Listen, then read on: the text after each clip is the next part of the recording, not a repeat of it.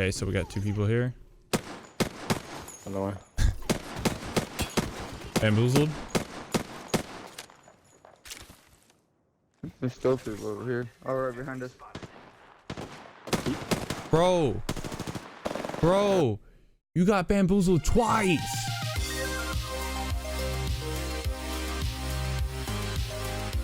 Hey, what's up guys, Navelow, and welcome to the second episode of Apex Analyzed. In this video, we're going to be going over a Plat 3 Wattson player and teaching him how to get better and improve his overall game. If you guys want to be featured on the next episode, all the instructions are on the screen right now on how to be featured, and they are also in the description below, so just make sure to follow those and send your gameplay in. Now, even though this is a Plat 3 player, somebody who's a high tier gamer, there is still a couple things that you can learn from this gameplay. We're mainly going to be talking about team comp, positioning, looting, rotations, and overall thought process with how he moves throughout the map. So without further ado, let's jump into the second episode of Apex Analyzed. Okay, so I made a video a while back ago about the top 3 character combos for defensive play, and this was actually one of them. We have Caustic and Wattson for holding down different positions, and Pathfinder to be able to help the Caustic and the Wattson get from A to B.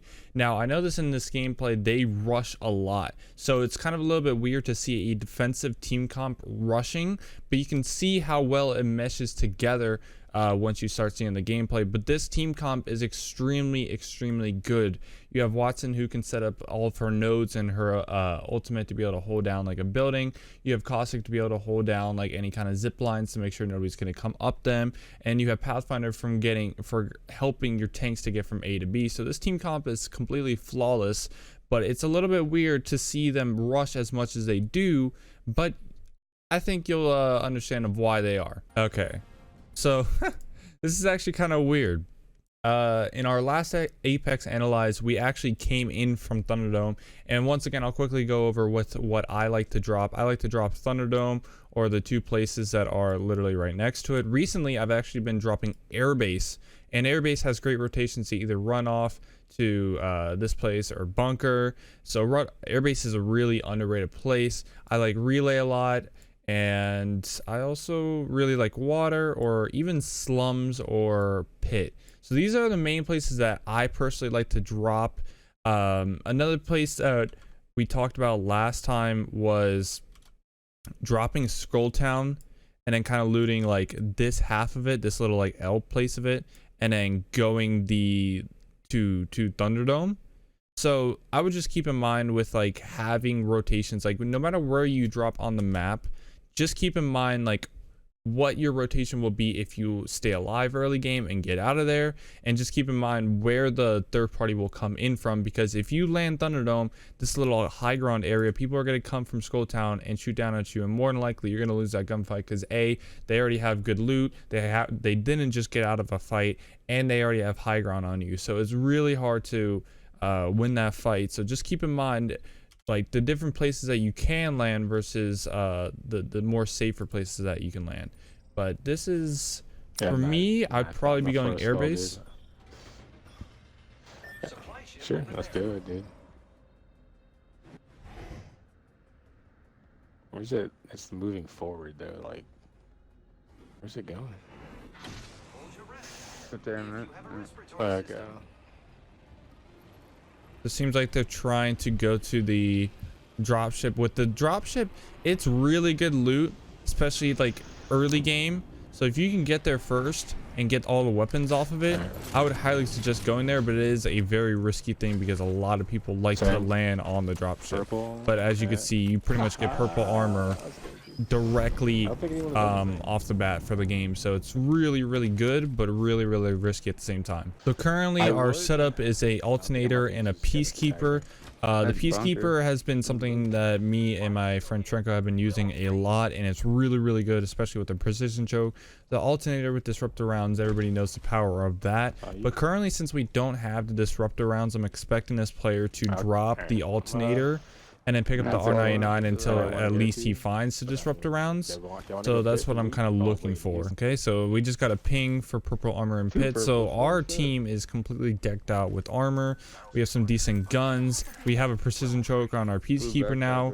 I mean, we are set the hell up. And he see, okay, so that's the one thing that I want to say for gamers is like some people just keep the alternator way too long because they automatically think like, oh, I already have an alternator, so all I need to do is find a disruptor rounds, and those are hard to find. They decrease the drop rate of those, at least in ranked. I'm not sure about pubs, but at least in ranked they decrease the drop rate of the disruptor rounds since it got launched. So it's not just every gunfight is just alternator with disruptors.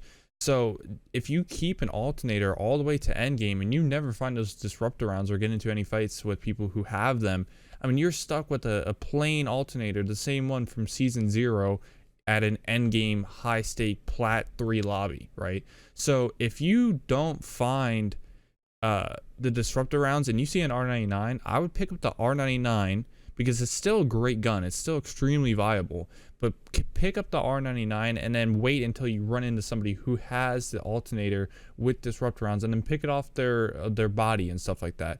But don't be running around the entire time just waiting to try and find those disruptor rounds, because if you don't find them, you're kind of screwing yourself over. Now we have the shotgun bolt, purple shotgun bolt. So we have a precision choke, a purple shotgun bolt for the Peacekeeper, which is absolutely insanely good. A sight, you know, depending upon what skin you have, and this guy has the skin that, you know, the iron sights are actually really good.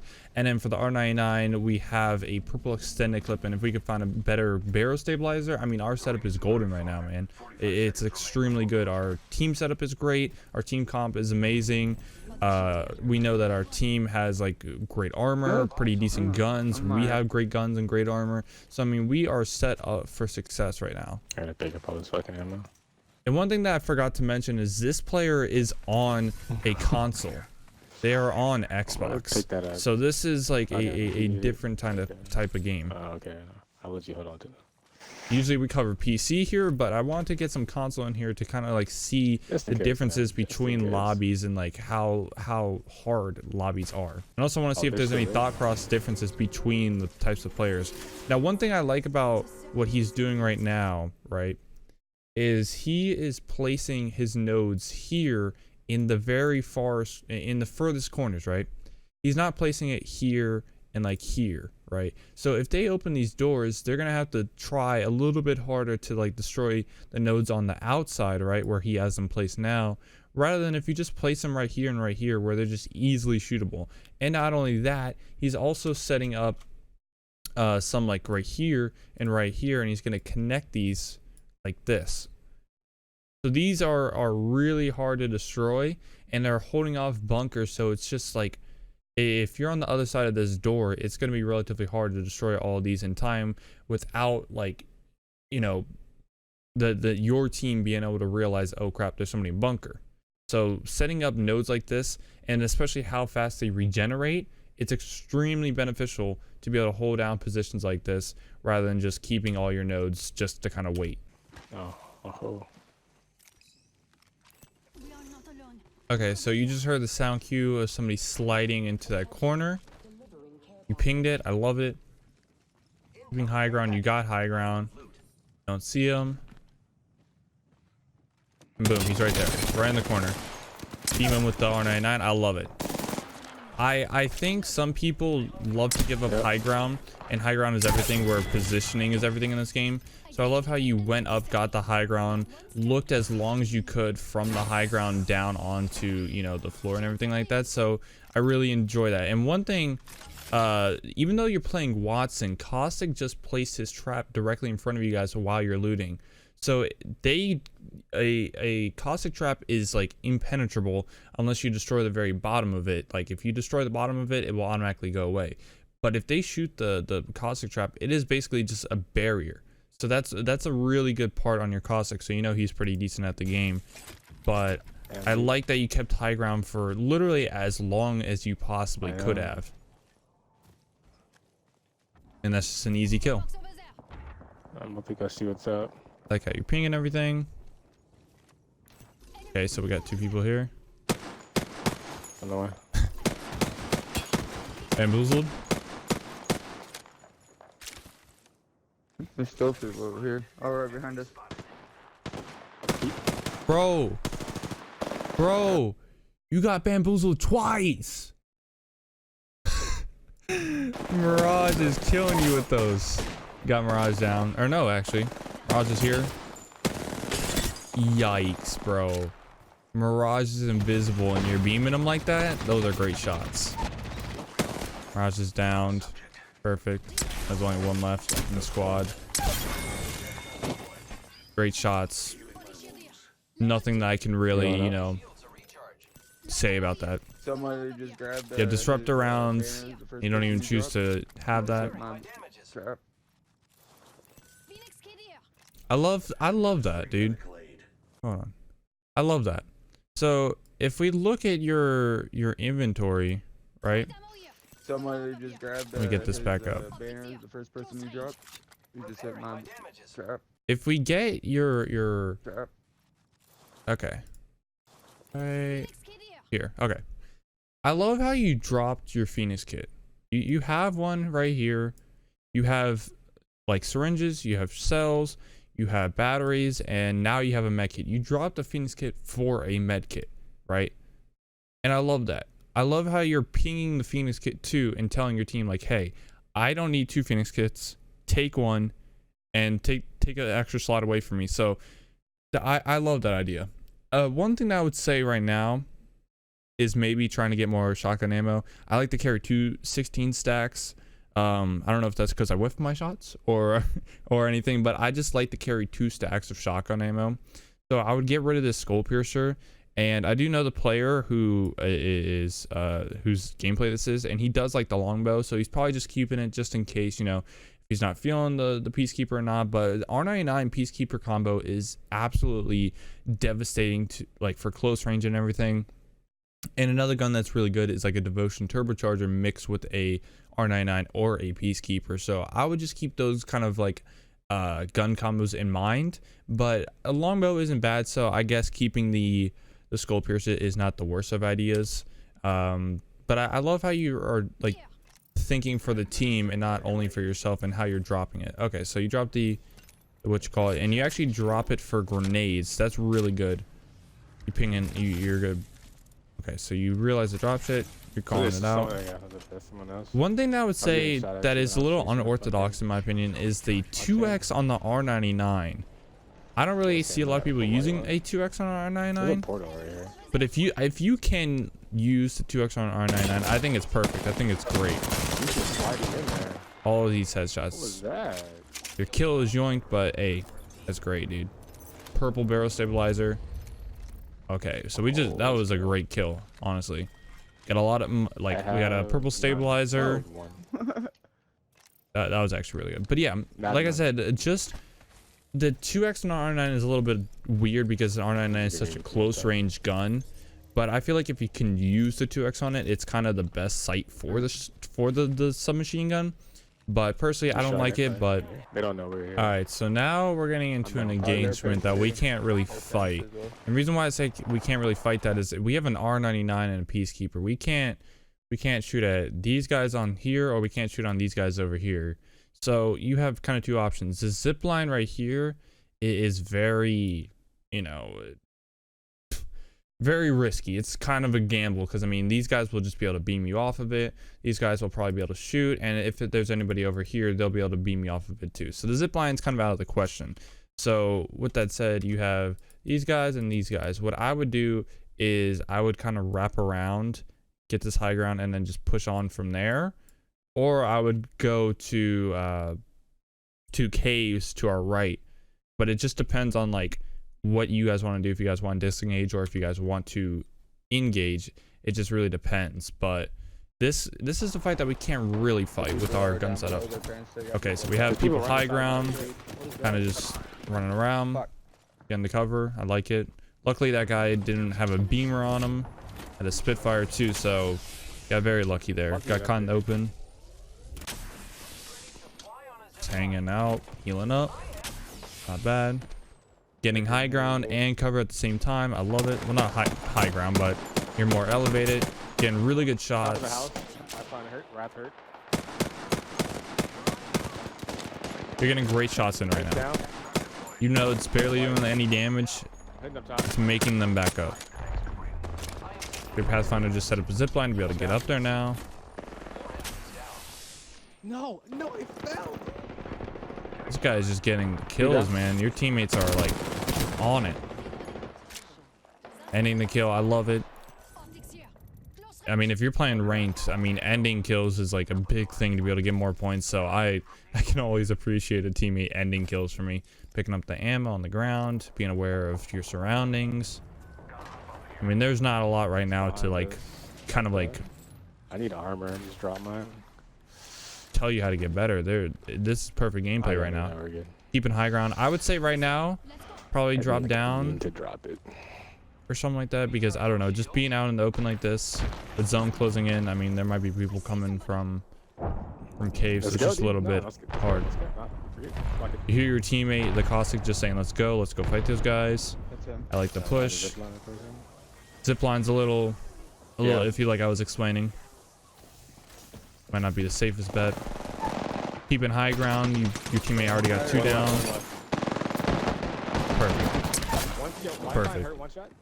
I know this is like something really, really small, but if you do it correctly, like how he just did, this is literally perfect, right? You're keeping this high ground to where you can back up behind this cover, right? But you're keeping this high ground all the way until you know that, hey, like, I have high ground. One left. You beam the Wraith, right? You beam the Wraith. So you already know 1 out of the 2 people are weak. This guy is like 1. This guy, you have no idea, but your teammates are calling it out. Your Brandon dude's already getting all these kills, so you could safely assume that this Wattson is relatively weak. Probably has like maybe like half armor or no armor. So you keep high ground all the way until these guys are super weak. Then that's when you give up high ground. You chase the kill and you get the kill. Perfect. Can't ask for anything better than that. And that guy had a gold shield. Perfect, man. Kind of looking around. Make sure nobody else is coming up. Someone just up top. Oh, your Pathfinder just got melted. Just drop down. Trying to figure out a way to push. Again, keeping high ground until you know the guy is weak. Getting some okay shots in there. Okay. What I would have done here, and this is just kind of a personal thing, is you're going to revive your Pathfinder directly after you get these shots in on the Wattson, right? And you think about it, and you pull out your Arc Star. And I love the revive on the Pathfinder. I think it's great because you already know that this guy has blue shield. You already got some shots into him, and you're probably safe to assume that your Caustic got some shots into him. Your Caustic is full health, right? Full health. So what I would do is I would Arc Star this door.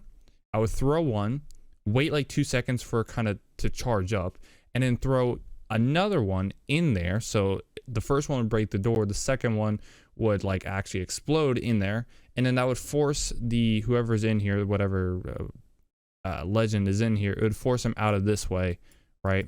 So it would just be an easier kill on your Caustic.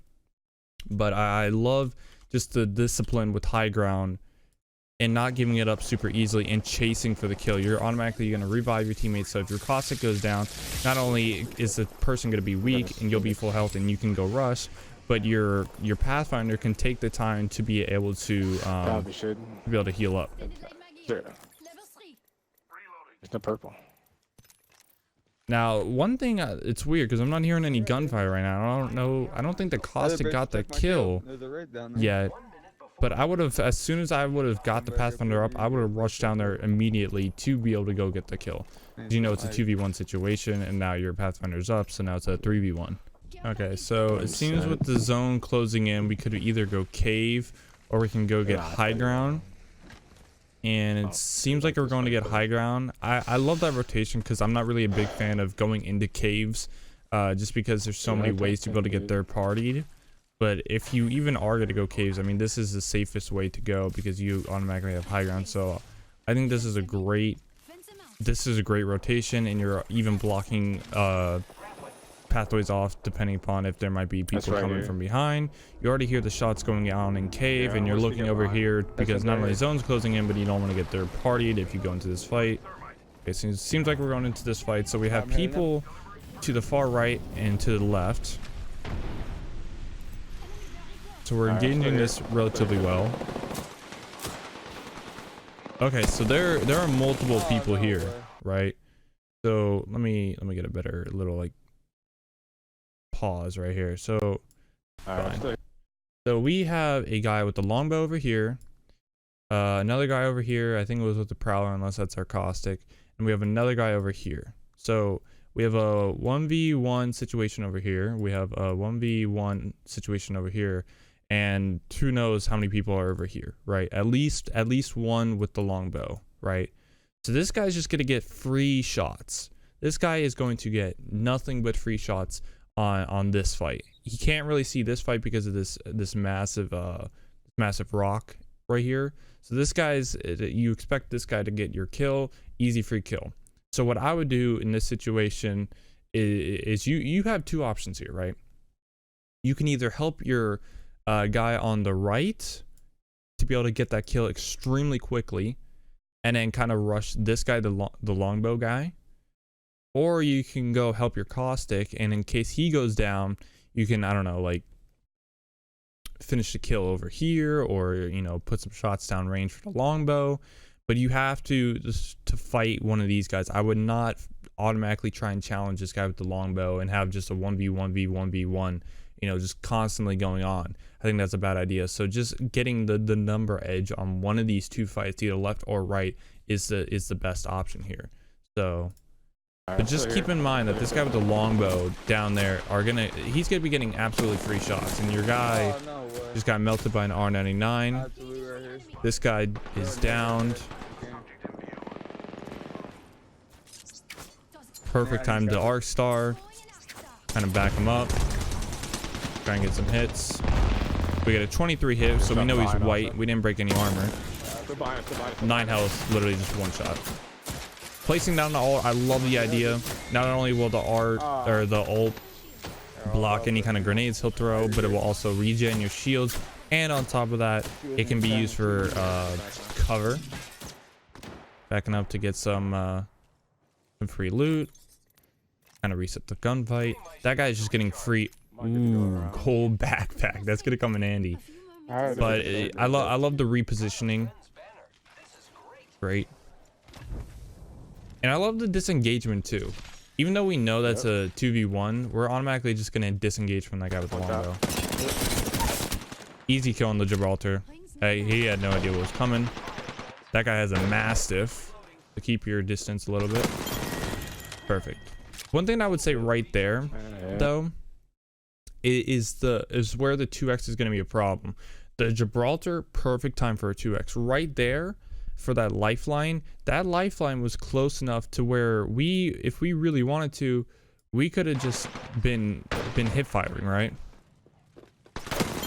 See how that's just, I don't know. For me personally, I think that's just a personal thing when it comes to a 1x versus a 2x and like where you should be hip firing.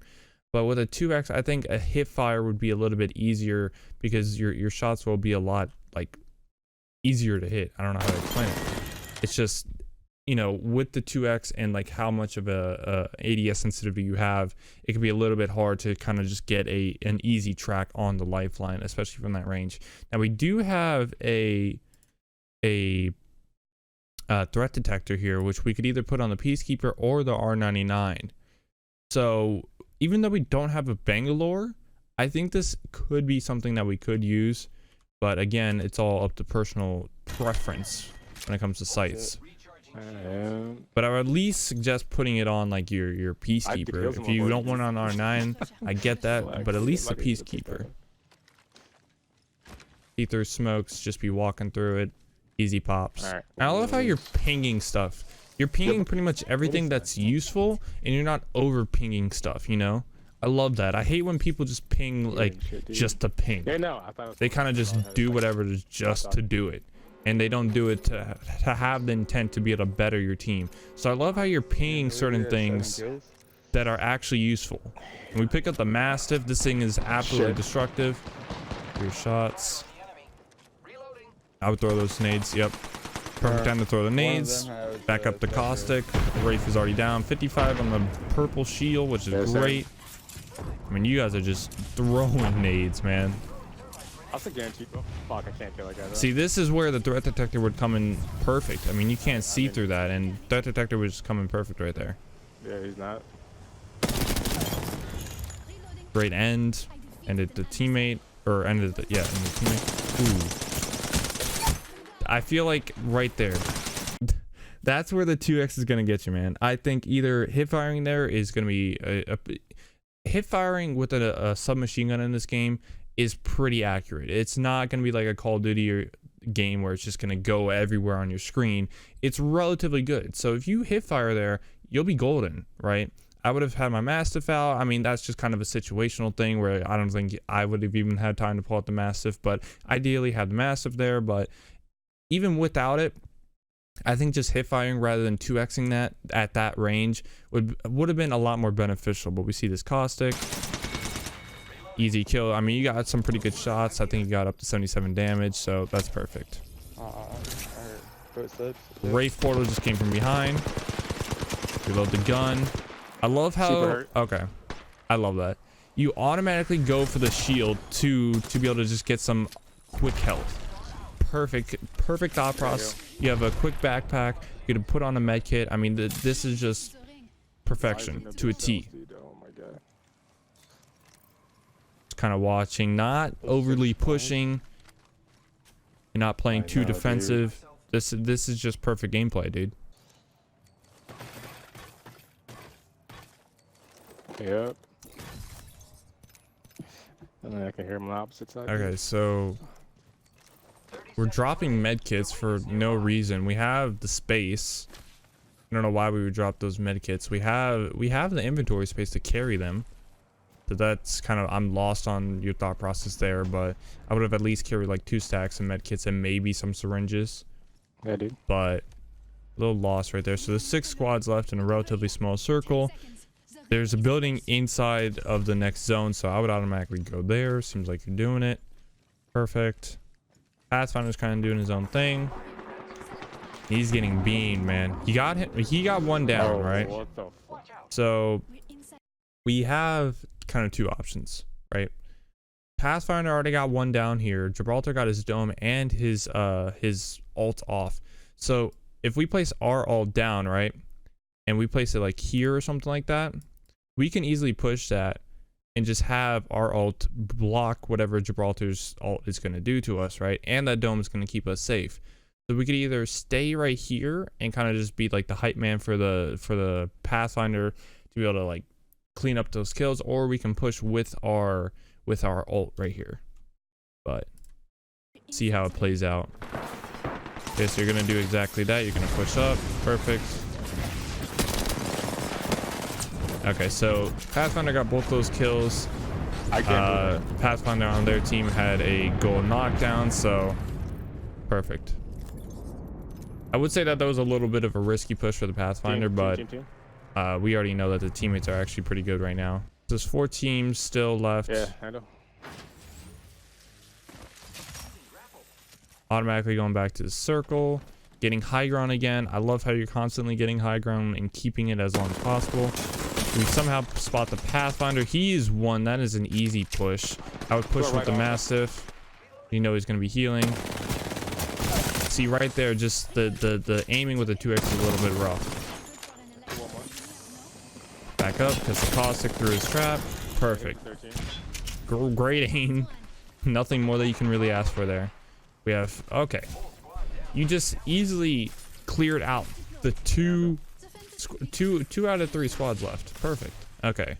Now, one thing that I want to say is where you place these nodes. You place the nodes back at bunker perfectly, but here you place it here.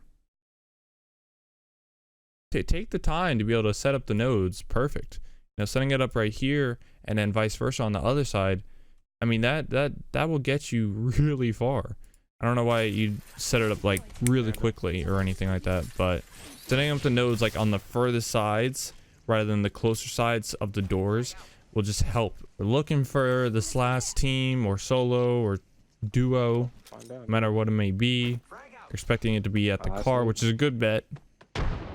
No hits on the nade. You know you can't be in that that little hut because you guys just killed 2 people there. Looking where that Pathfinder was It was chilling, originally. Be checking the trees right now. I mean, we can write this off pretty much as a win automatically. dude. What? What? So right now it's weird because we can't find the dude. We have a massive. I would just drop down and and just look under because you know this guy is going to be camping. It's going to be a solo. There's no way that a duo is camping out like this. I mean, we're just looking and we see him. Easy kill. That's a GG. That's perfect. Literally perfect. I mean, there's not much more you can ask for. I mean, this player kept high ground the entire time until he needed to, until he needed to drop down. So I mean, this was a great game, man. And what have we had? 22 kills as a squad in a plat 3 lobby. That's impressive. I mean, our boy Brandon yoinked a couple of our kills. We should probably have around 11 kills. That's how many we had, and then our Caustic had 2 kills. So I mean, this was a great game. Easy win. Got the placements, all of them, and the win. Got the max amount of kills that you can be capped out at, which is 5. So I mean, this was a great game. With this player, you can tell he's high tier. He's a high tier gamer who holds high ground until he absolutely needs to drop down. He gets good revives off. His aim is really good.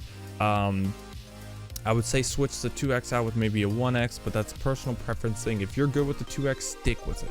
Stick with it. But just know the difference of when you need to be aiming and when you can hip fire with it to be able to like maximize your ability to just hit as many shots as you possibly can.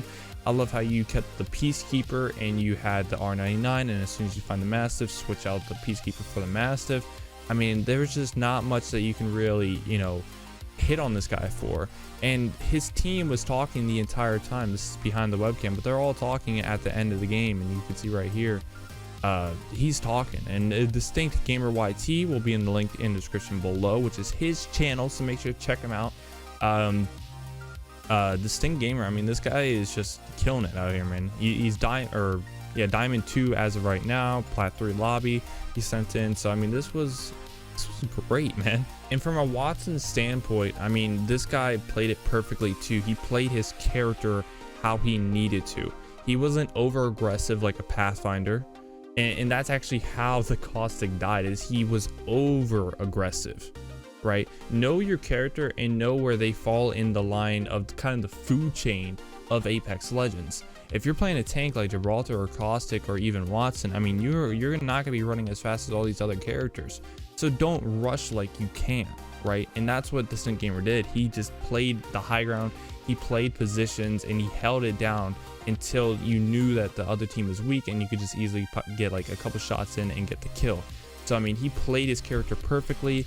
The Pathfinder played his character perfectly. I mean, this was just an overall amazing gameplay to watch. So if you guys want to be on the next episode of Apex Analyze, all you have to do is just follow the instructions that are in the description below and at the beginning of the video, and send your gameplay in there and explain why you want to be coached on this series. Also, make sure to check out Distinct Gamer. His channel links will be in the description below, alongside his Twitter and whatever I can find. So I really appreciate him sending in some really high tier gameplay to be able to, you know, not only realize that he's a really high tier gamer, but also understand that no matter what rank you're at, even if you're a Predator, dude, you can learn a variety of different things. You never can stop learning. You have to keep improving to be able to keep that high status of rank. So I really appreciate him sending in some really high tier gameplay where I don't really have to nitpick at every single thing he does. He's doing it to a T, and I can just show you what I mean on like how to correctly play your character in your team comp when it's all set up correctly. So hopefully you guys did enjoy this video, and if you guys have been enjoying this series, make sure to check out the first episode. I know for the first like 5 minutes of the first episode is super like pixelated. I have no idea why it's not in the render or anything like that. It's just YouTube's compression, which is a little bit weird, but I appreciate you guys like watching that video and really backing up the series already. So guys, please comment, subscribe. Thank you guys for watching this video. See ya. Bye.